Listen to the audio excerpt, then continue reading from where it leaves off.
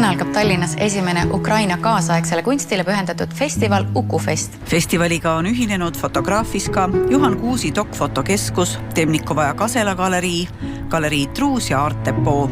Kaasa lööb ka Eesti Kunstimuuseum.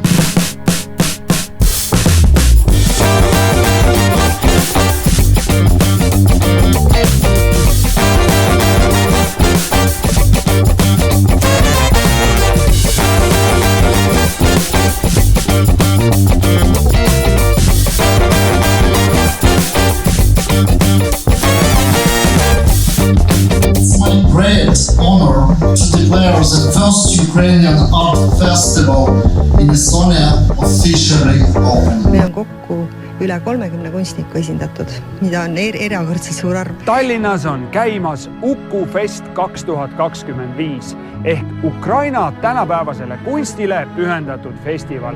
Art Depots saab aga näha tänavakunsti, värsket, kõnekat ja ägedat. Üks näitusel osalevatest kunstnikest on praegu Kanadas resideeruv Andrii Palval. We wanna tell a story to the world who Ukrainian is. No, I try to focus on today's because now it's complicated to envision the future. What is going on in artist's mind? Do you think about the art or just surviving? Yeah, it's so hard to do something, you know, first time you just freezing and you shock it, but art very helped me. Have you lost many friends of yours? Yes, I lost it and I think it's horrible. So your brothers are on the front line at the moment? Yes. Can you tell how many? All of them.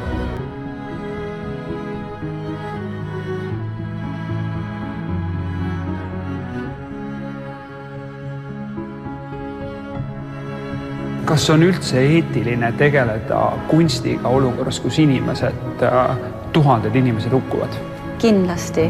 Siin ei ole küsimustki, et see meelerahu saavutamine, see lootuse heit võib-olla, mis sellest paistab, et see on see, mis tuleb kindlasti hoida ka kunstiloomisel jätkuvalt.